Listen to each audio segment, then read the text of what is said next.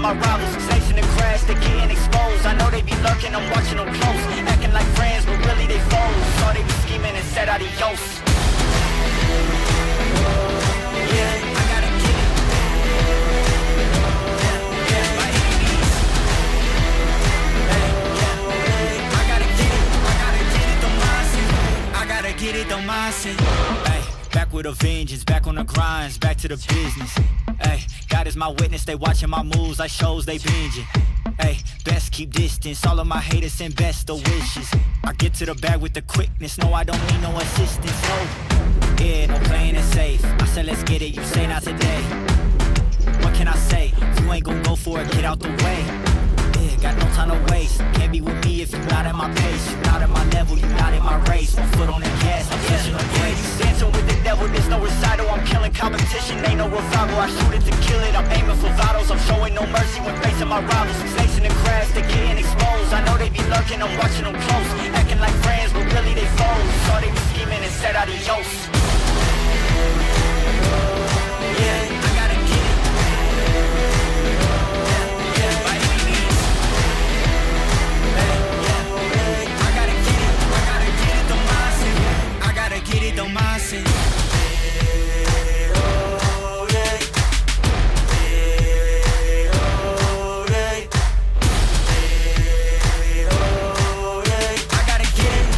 get it, don't mindset. I gotta get it, don't mindset.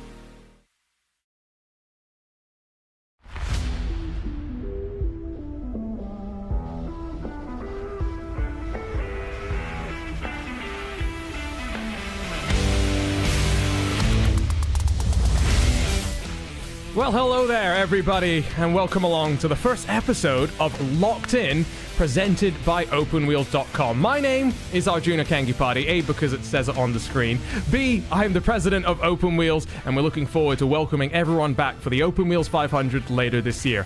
More news about that is all to come, but we're excited to do something new this year, partnering up with RaceSpotTV, not just for this podcast, but live watch-alongs for hopefully basically every one of the races on Twitch. You'll be able to join us through all of the action, and I'm sure there will be so much of that because we all know IndyCar's where all the action really is. For this first episode, I'm going to be joined by one of my friends that really pushed me to make this happen, and also suggested some very terrible ChatGPT names for what this podcast should be called. But over the course of the future, who knows who we'll talk to. This isn't going to be a broadcast by any means. This is just to have some fun and to talk about the best racing series on the planet with wings. and I've got one of them behind me, and hopefully more in the future. Today, though, I'm joined by Christian Steele, the 2022 iRacing Indy 500 winner, the defending champion of the race as well. Christian, thanks for coming along, and thanks for making me do this, I guess. Oh, it's great to be here. And for the record, ChatGPT recommended the names. I didn't do anything related to that, but hey. Yeah, you told Chat. Let's talk about IndyCar. You got ChatGPT to suggest some of those names to me. Yeah, we're going to talk IndyCar, and we're, a week away from going to St. Petersburg to start things off. We're not going to have like a format for this. We're just going to talk. You want to talk, I think, about some of the teams. I want to talk about some of the tracks, so we'll do some of that. And then we'll talk about some of the extra topics that I think will be especially important going into the first race of the season at St. Petersburg, especially knowing there are no hybrids for us to deal with. But Christian, of course, let's start with the big news that, of course, dropped over the off-season. We're not going to the Nashville Street Course for the end of the season finale anymore. Instead, we're going to the Super Speedway, which means the oval-to-road ratio is like 42%, which is what we love to see. Yeah, I'm all for it. I feel a little bit pessimistic about how the format went. I'm super hopeful that things work out and they actually find some time to test in the package, because I think first time coming back to Nashville since 2012, maybe 2013. I think it's been a really long time, and it's going to be a really unique challenge for everyone to come back and build around the iRacing setups and see how that all works. I know in the iRacing series, it seems like it's been pretty good racing, so hopefully that translates over to the real world. Yeah, I actually quite enjoyed the broadcasted race that we had recently there, so I'm hopeful. I wasn't so hopeful for the street course, and so maybe that's where part of my excitement lies, but it's always good to get another oval, as much as it may not be one that, people would have wanted to see. There are maybe others that you could have wanted to see, but it's a good schedule. Great thing about being a video podcast and an audio podcast is those that are watching with us live or on YouTube after the fact will be looking through some of the stuff. It's a really fun schedule, and it starts with the traditional long break at the end of the day. Christian, what can we do to fix this? We start on March the 10th, and the next points-paying race is April the 21st.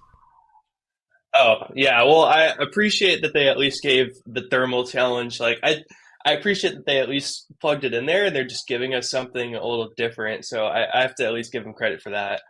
Yeah, you know what? While we're talking about Thermal Club and whatnot, because I think we'll end up talking about that event, I'm going to go find a track map to see if I can pull that up. $1 million challenge. Now, I don't really know what that's going to entail because, some of the format's still to be determined. Isn't it $2,000 to go and watch it, Christian? Yeah, it's something ridiculous like that. I mean, I don't know. Are you going to go down, or what's the... Hey, I tell you what. You could just... If we convince RaceSpot to pay for it, maybe I'll go. Maybe maybe we could just stuff one of us in a carry-on and split the cost, and we need to try and fit in Adam Blocker's carry-on baggage. That's an interesting track map. Now, my face blocks part of it, but it looks like something up here is all I'm going to say. I think it's something different, and I appreciate that they're at least trying. It's I feel like for a long time we've had the same schedule and same different things. And personally, I feel like the whole Nashville experience hasn't been great. I think that this thermal $1 million challenge is going to be way more interesting. Especially since it's catered to the big wig. So they'll have water there, that is for sure. There'll be no shortage of bottled water. After that, Long Beach, that will be good. A trip to Barber, traditional. And is it only one trip to Indy GP this year? Do we get rid of the second trip? Yeah, I think so. But we got two double headers at Iowa and in Milwaukee. Yeah, but so I'll take those double headers. I mean, if we're gonna have double headers anywhere, let's have them at ovals, right? Yeah, and let's get the Post Malone concert in there too. Is that who's playing? Is that Milwaukee or is that at Iowa? I think that's at Iowa. I'm pretty sure. So that was interesting. I know they're starting to do that for a lot of them, and I think it's actually kind of interesting. But I don't know how it all works. I think probably the double headers is the best way to do it. At the end of the day, they're trying to squeeze in right to this gap. The Olympic break, July 21st, August 17th. So NBC's basically locked down at that point, and so I guess you are kind of. It is going to be a brutal travel schedule, I guess, for some of these team members, not just the drivers, because they go 3 weeks in a row in July, right? And that's not including testing. It's 3 weeks in a row again at the end of the year, and then they get a week off before they go to Nashville. They haven't they've updated the image on the website, but they haven't updated the race name yet. I see. Are you planning to go to any of these races? I mean, I know Portland and Laguna are pretty close by. I'm going to the 500. You going to be there, Steele? Come on. Probably. No guarantees, probably. I will definitely be at the 500. I'm hoping to be at Q weekend as well.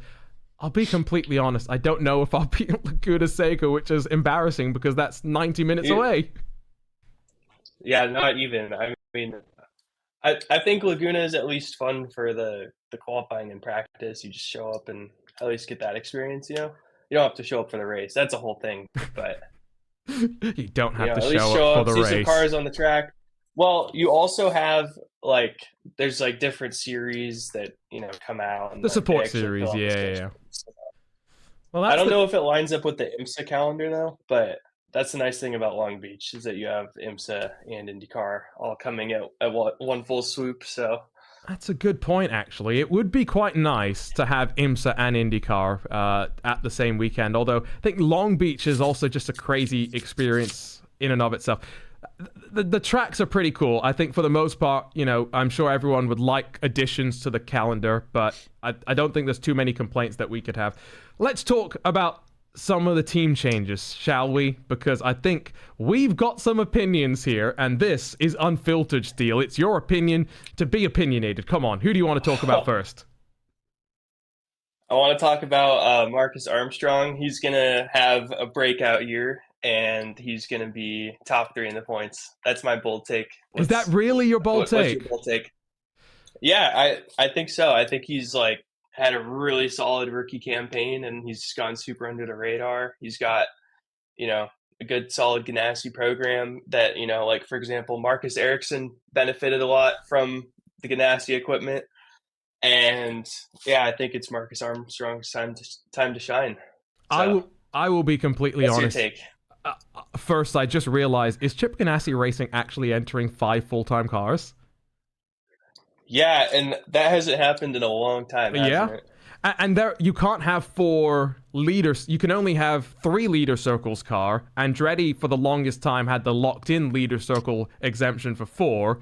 But we'll talk about that, I think, when we talk about charters, because that is a point of contention. My hot take for this season? I'm trying to think what is my hot take. I think based on my shirt, I need to say that Scott McLaughlin will win this campaign. But if I'm being honest as a Scotty fan, his main problem is that, as terrible as it is to say, he's not very good at Indy just yet. And because it's such an important race, I don't think he can make a fight for the championship. So maybe that's my hot take. It seems like every restart, Scott loses 8 spots. It's really frustrating to watch. But he's got the race pace to do it.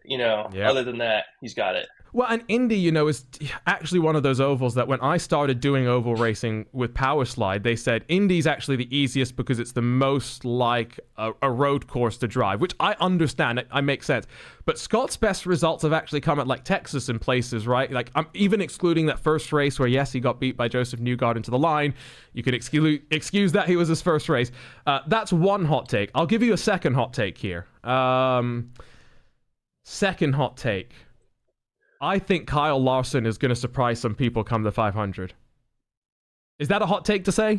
What do you mean by surprise? What is your benchmark? Are you saying top 5? I'm top guaranteeing 10? you right now he makes the field. I have no doubt about that. Yeah, I wouldn't be surprised at all. Qualifies top 10. How about that? That would be bad. No, if he misses it would be really bad. But he'll qualify top 10. How about that? I'll say that. And then how do you think he's actually going to race? Do you think he's going to move up, or is he going to kind of just hang around? People know that I'm not a huge fan of Santino.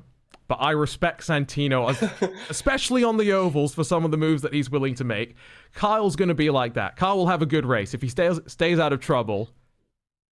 I don't think he will win. There's no way he wins, right? Surely. I don't know. I feel like he's going to have one of the best cars. Yes. He's got a natural knack for racing. He did sprint cars.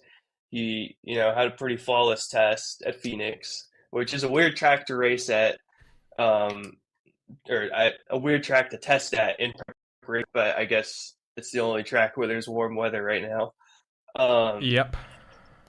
I think he's going to pick it up pretty quickly, and you get a full 10 or 11 practice sessions. I think he could be one to watch out for this May. Although he's not my preferred candidate to win the 500, I acknowledge there's. Who do you want? Come on, tell us right now. Oh, I would love to see Scott McLaughlin win, of course. Let's I know go. that's a lame answer, but. I mean, I would love it. I just don't see it, unfortunately. Unfortunately. Well, that was the thing too. Is like, the Penske guys haven't really had a good package in like. For race trim, I should say. Joseph Newgarden disagrees with you. Joseph. Okay, sorry. I meant for qualifying. I know what you're saying. Then. No. They are dog shit in qualifying. Yes. They're good. Yeah. They have to drive from like 22nd all the way through the field, and you've done Indy. I've done Indy. It's a lot of cars you have to pass, and there's a lot of traffic you have to deal with, and it's really hard to win coming from the back. Especially with the modern package, right? And I know they're adding a bunch of aero every year, but yeah, you're right. Okay, here's my hot take. Dale Coyne Racing are going to have 2 drivers come Sunday. Colin Brown and Jack Harvey. I mean, at this point, Christian, we should send our resumes in and say, we can't pay you, but we'll be better than TBA. I know there's a lot of stuff that's happening behind the scenes, but I don't think that probably be better than a few of the drivers on this list too. I mean, I might have to lose. I might have to lose a bit of weight to fit in the car, but I don't disagree with you. I think the problem is, though, I don't think that bodes well for this season, how things are going to go. What do you mean? You just think that Dale Coyne is already on the back foot because they don't have a driver? Just a little bit. Either of their cars? Just a little bit. Yeah, I think they're trying their best right now to just figure out who's the best driver to take them to the top, and we'll see how that goes. Right. Okay. I'm gonna make St. Pete. Yeah, St. Pete wasn't good for them last year, was it? No, it was not. And I'm going to make a prediction for St. Pete as well. I don't think Alex Palou's going to have a great start to the season, but I think Alex Palou is probably the favorite to win another championship, especially given that he's paying all this money to McLaren so he could stay with his Chip Ganassi racing cars. Yeah, it's unbelievable, and I mean, it's almost like the whole Max Verstappen situation we've got going on at this point, where Alex Palou is just unreal dominance the last 2 or 3 years. So I think he's obviously the top pick right now. But I'd be interesting to see how some of the Penske guys do. I feel like Will Power's kind of due for some strong results. He kind of had a pretty lackluster 2023. He didn't get a pole position or a fast 6, and that's kind of what he was known for.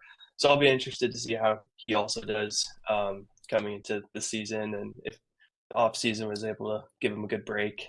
Wasn't it Will Power's first season without a win in like a long time? It was something they kept saying it on the broadcast, but I just go back to last year and I look at Alex Palou's run, and when you don't finish lower than 8th in any race, and let's be honest, he should have won the 500 if he hadn't sped in pit lane.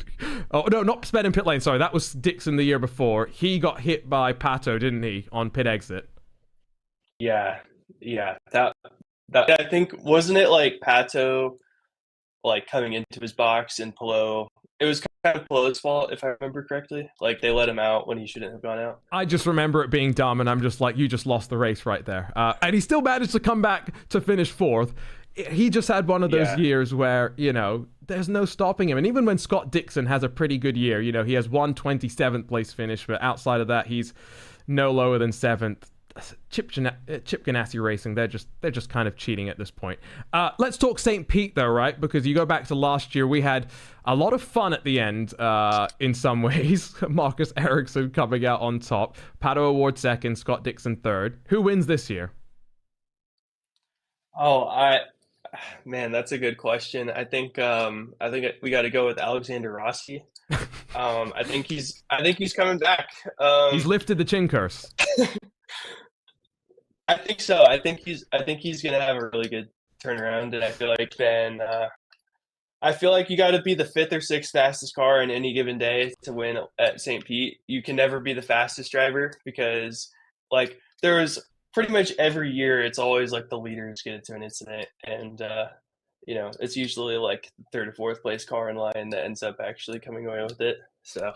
I still remember, I think one of the first races that I was seriously starting to watch IndyCar, because of iRacing, of course, was when Wickens got tagged in through turn number one. Yeah.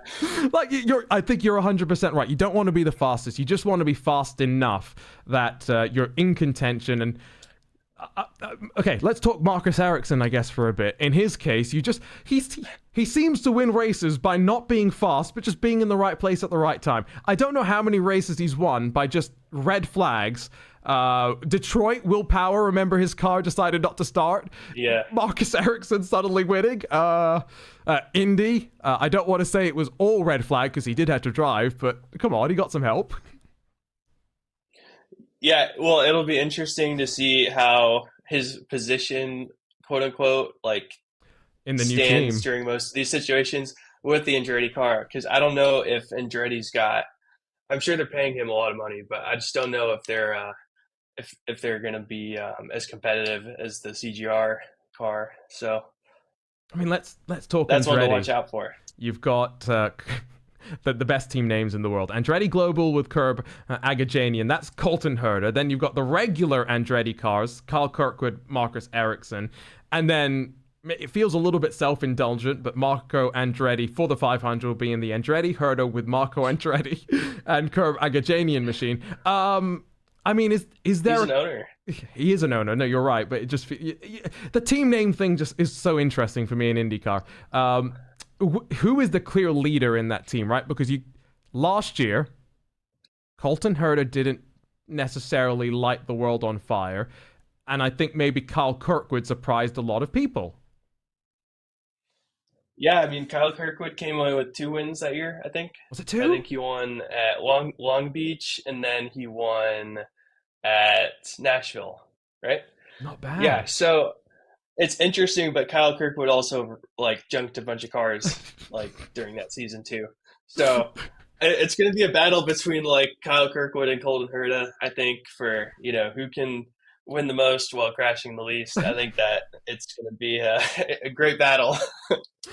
Yeah, well, and the bad thing is as well, we laugh, but Indy cars, as much as they're not Formula One expensive, they're not cheap. I've got Devlin's front wing end plate. I've got Devlin's rear wing from the Texas crash where we cost IndyCar teams like $6 million in riding off cars. These are not cheap things. Okay, I tell you what, let's go on to talk about what was meant to be the final topic, but I can't stay away from it because the name of the podcast is Locked In. A lot of news this past week around, IndyCar charter system being locked in for the 500 and being locked in for the Indy 500. There's absolutely no place for it. Let's be completely honest. You need to earn your way into it. That's what makes IndyCar so special. Yeah, you're preaching to the choir. I mean, what all these sports teams are trying to do is I think IndyCar is trying to recreate the F1 model and basically create it so you have a certain amount of entries that you buy into, and then therefore based off the scarcity value, the teams become valuable, and obviously that benefits the owners. Obviously, Roger Penske's been an owner for a really long time, and he wants to owner. But I think there's a question of do we want to keep the allure of the Indy 500? Do we care about what the sport's about? And then how do we weigh that with other interests that people have? And I think the clear answer is obviously the Indy 500 is a race where you got to show up, and anyone can show up and bring a car and try and qualify. And you know, like when Fernando Alonso came and then ended up getting beaten by Juncos, like those are the moments that define part of the legacy of the speedway, and it's hard to think about that getting taken away. So hopefully this is all just being blown out of proportion and they're not taking it that seriously, but you never know until it's actually decided. Well, I guess there's two ways to kind of look at it, right? Because there's the perspective of, like you say, the 500 versus IndyCar, and let's not go down the rabbit hole of talking about some of the decisions that have been made in the recent past that we don't agree with at IndyCar, because I think we could talk about a lot of things, but at the end of the day, IndyCar's responsibility is both to the teams to have a healthy series, but at the same time, as stewards of the 500, they are responsible for making sure it remains as special as possible. And part of the reason why I think the Indianapolis Motor Speedway is the best track in the world is because you go in there, and I still get chills at this point, especially you go there for like a practice day right before the 500. You're like, feel the tension of the teams and the drivers getting ready to go for what is such an important day. And I've been reading slowly through the Indy Split book and understanding a lot more about the history as a relatively new IndyCar fan. And the one thing that you just get an appreciation for is how much people have worked to get in a position to try to get to the race. They've not gotten to the race, right? There's that. Yeah. It's just it's a slap in the face, I guess, in some ways to what has happened in the past, while also, I guess, a recognition that IndyCar fundamentally, while having enough teams at this point to have 25 full-time entries across the season, isn't healthy enough to support more than 36 really to come to the 500 year in and year out from an economic standpoint. And I guess the second part of that is we don't have the engine OEMs, we don't have garage spaces at plenty of tracks, so I don't know what you can really do, but I don't think the answer is the charter system. I mentioned Leaders Circle earlier, and that's a way for the full-time teams to, have their own scoring system. You finish high enough in that, you get more points. Maybe the answer is you just need to divide up some more revenue up towards the teams and slice it out in that way with some new media rights that are being negotiated. But Steele, you're the finance person. How profitable can a race car team be at the end of the day? They're not profitable, and I think that the only thing that you really are getting out of it is that if you're an owner, the profit that you get isn't like necessarily the cash flow that the businesses provide. It's more like, I'm Roger Penske, and if I wanted to sell my racing team, I could sell it to someone else for this amount of value. Like, I think with a lot of sports teams, it's more like people will pay the premium for a business just, because they can. It's not like a regular business. There's inherent value into the Penske franchise that someone would be willing to pay for. Someone would be willing to pay for, Chip Ganassi, and that could be like a minority investment or, other ways to, get into the sport. Like a lot of people, want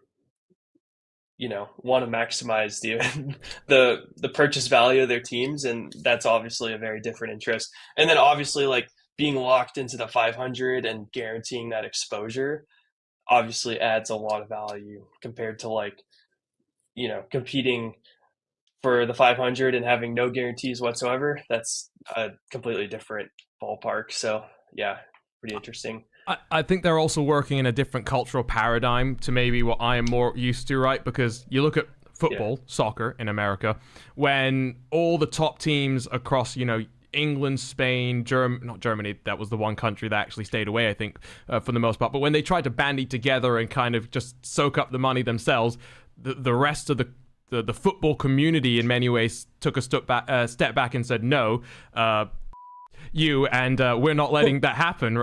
So I guess over here in America, there's not that same sort of culture of promotion and relegation in all of your leagues. So it's a different sort of a mindset there. But I don't know. I feel like enough people, especially on social media from what I've seen, do all agree that the 500 is so sacred that it should be protected.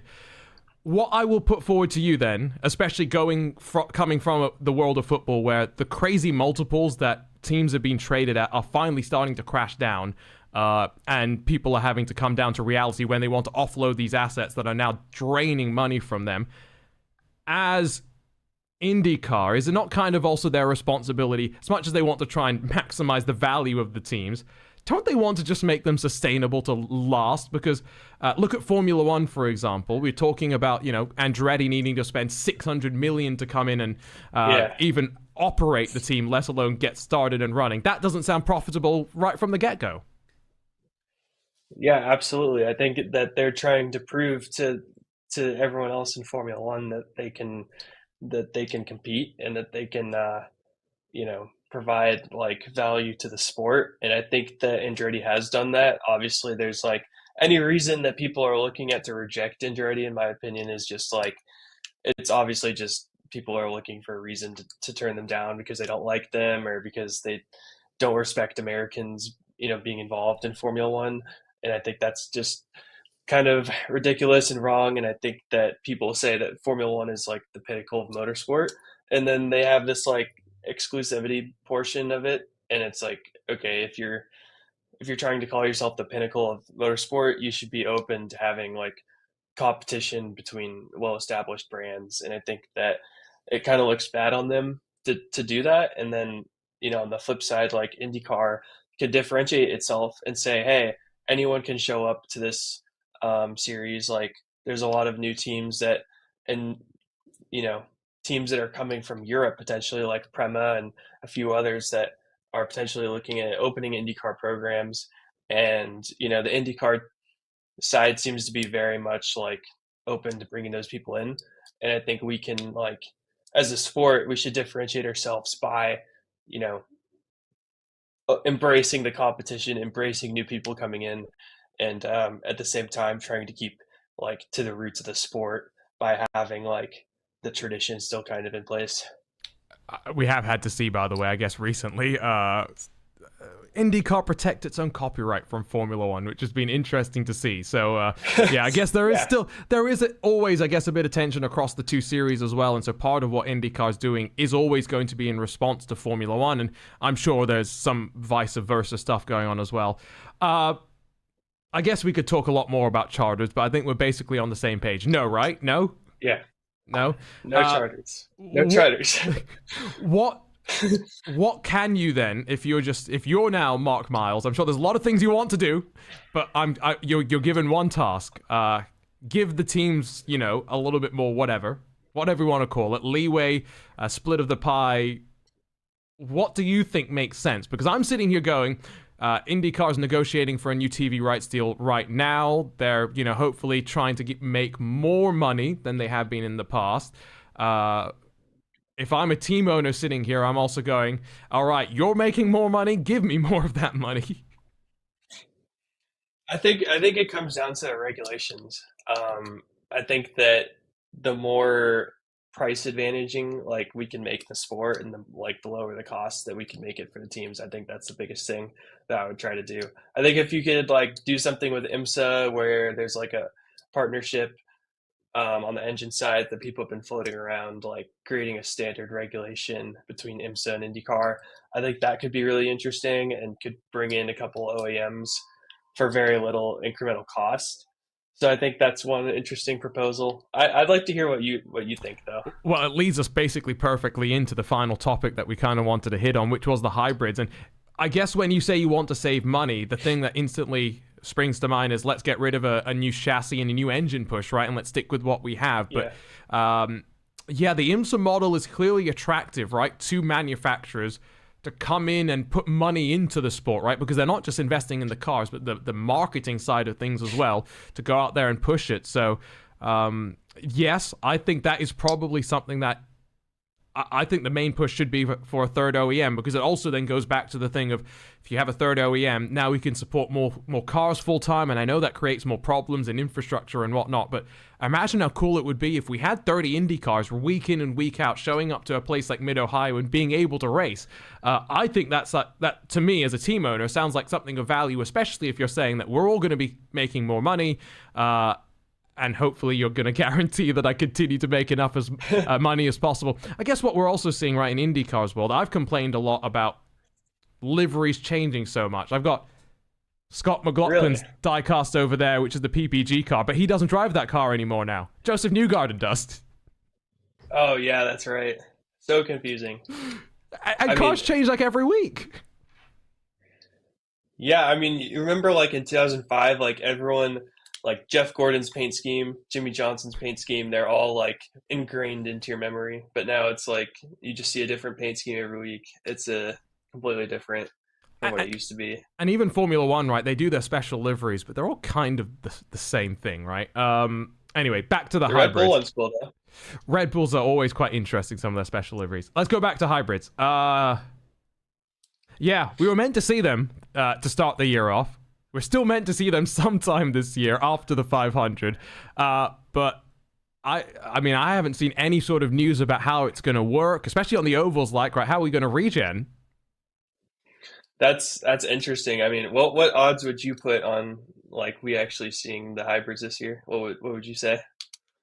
It sounds like they're close enough, like the technology is reliable enough. That doesn't seem to be the issue anymore, right? The issue seems to be just getting enough out there in the wild so that every team has spare parts, and then also has equal amount of time or fair amount of time to get ready. And I guess they didn't feel confident for the start of the season. But by that logic, I mean, we can go back to look at the schedule.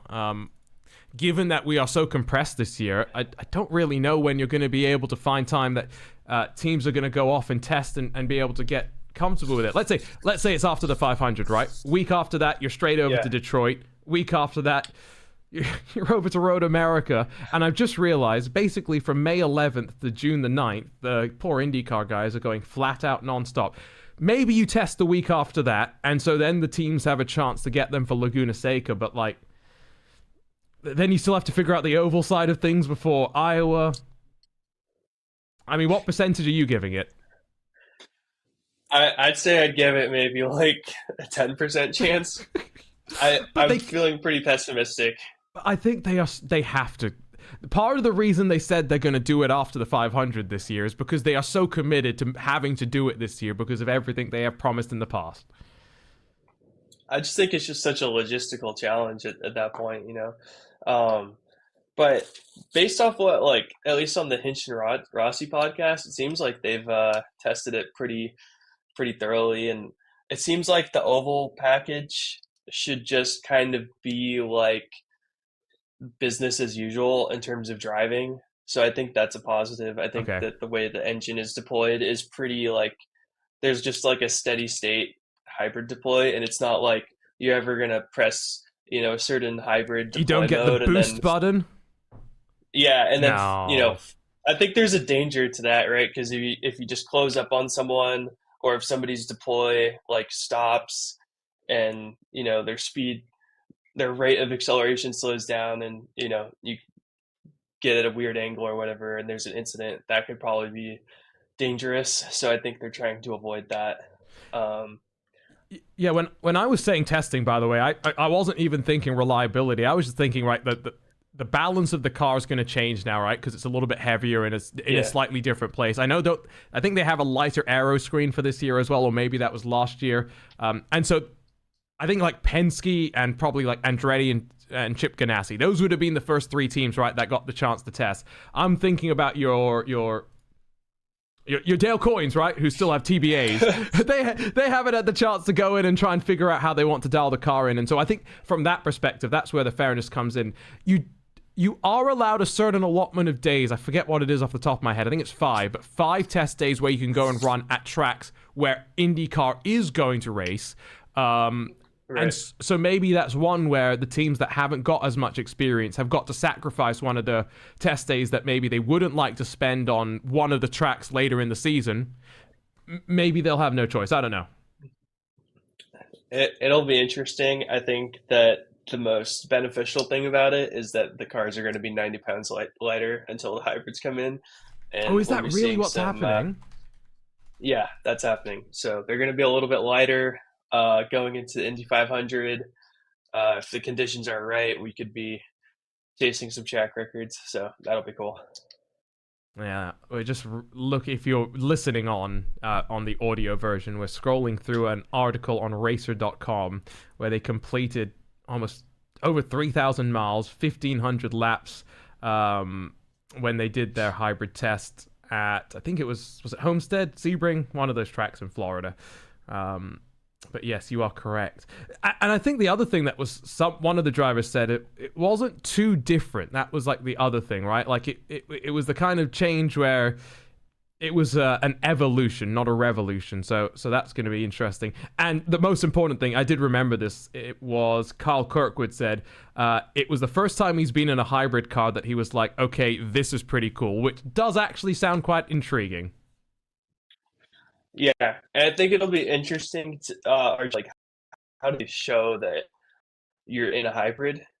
Because like as a spec, I'm not gonna really understand like what's going on, and with all the deploy modes, I think they can do some things to make the experience more interactive and like maybe like you could see people's deploy modes or how much battery they have like on the IndyCar app or something, or maybe show the LED panels or something. They with some creative ideas, I think, to where you actually are like, oh, this is like how the hybrid technology works, and bring the fans up to speed so that they like understand like why we all did this, right?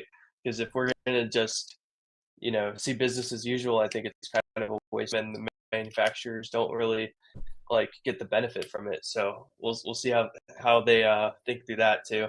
They are Do you adding. have any ideas? I have no ideas of what's going to happen. All I know is I hope that we get it on iRacing just around the same time so we can figure it out, because I think it's going to be one thing to watch, another thing to try and actually drive with it. You said 10% chance we see it this year. I'm going 40%. No, I'm going to be optimistic. Oh, wow. I'm trying not to be pessimistic about IndyCar this year. Okay, 70% chance we see it. 70. Wow, that is incredibly optimistic. I love it. Yeah. Well, okay. Yeah. So And I'll go back to what you were saying about the IndyCar approach to stuff as well. You were saying that we were talking about potentially saving money. That sounds to me like the best and most logical approach to getting a new OEM actually on board and on board soon. The only problem with that, it sounds like, is that you'd have to have an entirely new chassis, and so I think a lot of people, myself included, think that time has passed for long enough that it's probably time for a new chassis anyway. Maybe to what we were saying about bringing in that formula out of the IMSA model, maybe we do need, maybe the next step should be a chassis that can accommodate a multitude of different engine types so that you can have a bit more flexibility in that. What I was going to ask you, though, kind of when we were talking about this, is, Christian, do we need hybrids in racing? That's a good question. I think that we've had this 50, 60-year things where it's race on Sunday, buy on Monday. And I think that there's a question of, does that actually like drive consumer behavior? And I think my intuition is no. I think that there's some instances where there's innovation, in particular with Formula One, where it does bring into like road cars, and I think that innovation is like cool and exciting. I don't see it as something that like is top of mind driving consumer behavior. Like I think a lot more, especially now with like the whole inflation thing and everything, people are more concerned about like Cars are expensive price now. of the car, efficiency, like safety, like all of those things. And it's not like, oh, Alex Palou won, so I'm gonna buy a Honda or an Acura, right? I think that there's just like a little bit of a detachment there, with like the whole Morgan. So I think the question is more like, I would frame it as like, do we think it's important for the sport to like move that way from like a environmental standpoint? Like maybe I think that like we already have a product that works pretty well, and it's like, why not just keep going with it? I think eventually like you'll probably see like 10 years down the line there might be some bad, like people might have a bad opinion of racing because of the environmental damage that it causes.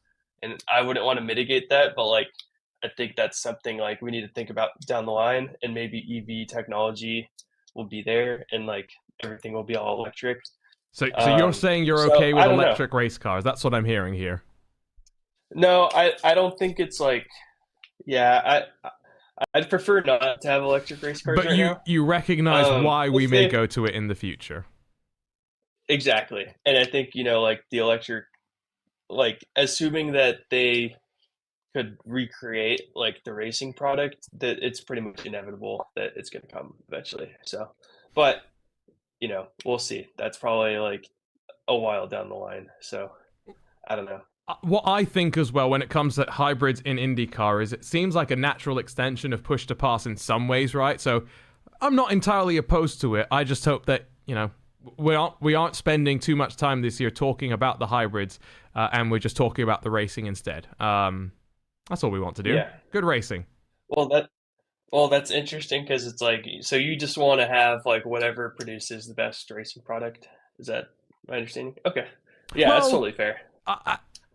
I guess what I'm really hoping is that we just don't care that there is a hybrid in the car, and we go from the race where there is no hybrid to the race where there is a hybrid, and there's basically no difference, and the average viewer's just like, none the wiser.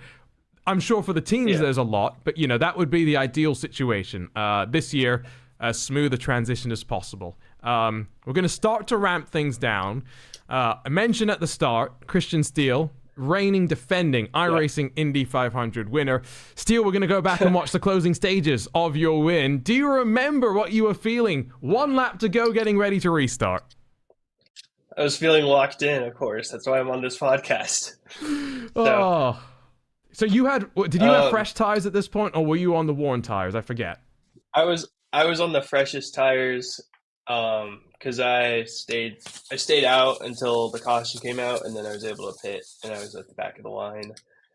And then everyone else stayed out ahead of me. So then I had like 10 or 15 lap fresher tires. I knew like I had to like either wreck in turn 2 being flat or win the race being flat. So that's what I did. And I was at like maximum weight jacker and just sent it to get the run. You did that line from what that NASCAR guy said. You weren't lifting until you saw God or the checkered flag, and you did have 2 teammates in front of you. Were you ever a little bit more nervous that you might take them out? I'm always curious about this. In a moment as big as this, with a 1, 2, 3 on the cards as well. Yeah, obviously you never want to hit, like that would be the most embarrassing thing ever, right? If you just wrecked your teammates and then, I don't know if Connor ended up winning because I took out Jacob and Alexis, that would have been a terrible feeling. Like I think I saw the gap, and I had my car there, and I think they knew that's where I was going with it. If the door closed, I would have just moved to wherever, if Jacob like moved down a little bit, I would have just went high. I had such a big run that I was going to hopefully be able to clear them entering 3 no matter what. So I felt pretty good. Just I couldn't afford to lift, right? I think that's kind of what happened that one year with Tanner and Brandon is like Tanner kind of had to lift out of it because like there was just confusion on where Trano was going and where Tanner was going, and Tanner had to lift out of it. And you can't like no matter what, I would have rather driven myself into the wall than lift, right? Because it's just. You have the run, you have to take it. So, and then you got to celebrate. Of course, Brendan Lichtenberg's paint didn't show up, so it slightly ruined the moment on broadcast. Yeah. But what milk did he drink afterwards? That's the most important question. Come on. Yeah, so I had whole milk, but I'm gonna try and like rotate through it. Like, hopefully this year I get to do 2%, and then I'll do skim. Chocolate then I'll milk. do non-fat, and then chocolate milk, and then we might have to get into the orange juice after like 5 or 6. No, then you I don't think that would happen. Then you go exotic animal milk. I'm sure you could do a lot there. I mean, okay. Oat milk. That's another good one. That's a good one. Last year was sad not having the 500. How we can quickly talk iRacing IndyCar before we wrap things up. How are you feeling going into this year's 500? Of course, what's it going to be? First weekend of June. Are you feeling confident in going back to back? Remember, only one other person's done that before. I'm feeling okay. Only okay. Come on. I think well, it helps that Trano, shout out Brandon Trano. I know he's watching. Shout out to Brandon. He's actually not going to be racing this year. So that's a slight tailwind to my efforts because Trano is obviously like the best, that's ever driven the Speedway. I think nobody really knows what's going to happen, right? Like we have this week 13 build coming out next week and we could see changes to the car. And I think, all of the work that we have done and that we have ready to go, it could get completely wiped out, right? And somebody else could find some interesting things that give them an advantage. I obviously in terms of the team that we have around me and then the team that I'm, working with, I feel extremely confident that, we come out every year and we just find a way. Even when we might not have the strongest race car, I think we always just are able to find a way to win through strategy or through working together. So I feel confident in that regard. But yeah, it's next build could come out and then we're all kind of starting from scratch. So that's kind of the beauty of Indy. It's kind of like I've been in spots where I'm fighting to make the show and I've qualified 30th and that's not really fun. And then I'm in spots where I'm, fighting for the lead. And yeah, it's just how it goes, right? There's just years where, you really find the speed. And then there's some years where you're kind of just struggling to hang on. So it's always a new adventure every year. You can never count yourself off, but you can also never count off your competitors because, all the guys at Power Side and Private Label Team Hype, they've got a lot of really strong drivers, and they've spent a lot of time doing the same stuff that we do. So we'll see how it goes. Yeah, there's a lot of gamesmanship that happens in the grind to qualify. Have you ever gone below the track steel trying to figure out what ride heights are doing on setups? No, but that's good advice. I'll have to give that one a shot. And now that I've given you a free tip, you need to give me your i5G setup for this year. How about that? No, I mean maybe I could let you drive it if you came over. We will figure this out. Mainly just to prove that setup really doesn't matter if you're not a good driver in 500 qualifying. Yeah, I mean I feel like you see that with the fixed series, right? You see a lot of the same guys that are in the open series that come in and honestly, they just show up and do a run and, they're the fastest guys running for the fixed series, right? So it's, I think it goes a lot to show that, Trano's saying it's a trap to let you drive my setup. So, so I can't let you hop in, but he's right. Regardless, yeah, the open competition is just fierce. It's always, I think, especially since we have had this year off, a lot of people are going to come back. It's going to be kind of like the COVID year, I fear, where it's just you're doing 30,000 qualifying runs and just banging your head against the wall to get in the top 33. So we'll see how that goes. I've only ever done one iRacing Indy 500 qualifying week. It was in 2020. I think I got up to 50th or 45th or something. Never again. Oh, the amount of heartache that week. It's too much. Steel, thank you so much for telling ChatGPT to suggest some titles that made me come up with a better suggestion, because I hope this will be a lot of fun. Are you free next Sunday? Sure, why not? Let's I do mean, it. What else? What else I have to do? All We're, right. we're doing a watch party next Sunday, so make sure you come and follow us on Open Wheel social media. We'll post more about that, but should be fun in the build-up to the first race of the NTT IndyCar Series as we make our way over to St. Petersburg. Great that you could join us for this first episode of Locked In. It's going to hopefully be something we can do every week, filtering in those watch parties as well. One extra thing we're going to try and do. We're trying to bridge the real and virtual worlds of IndyCar. We're going to give you an iRacing moment of zen. One thing that's happened in the iRacing world in the past week that will hopefully make you smile. Here it is to close out our first episode, your moment of zen to kick things off. Jacob Oster, Jason Brophy, as well as Connor Harrington with him. Not seeing the separation by any means. Now Rob Malechka's blown his engine. How has he done that? Oh, man. Well, that's probably the reason. The reason probably being I picked him. Temperatures, oh no, has he run his engine too hot? Well, he's going at quite a pace for someone who's blown an engine, but now he pulls into pit lane.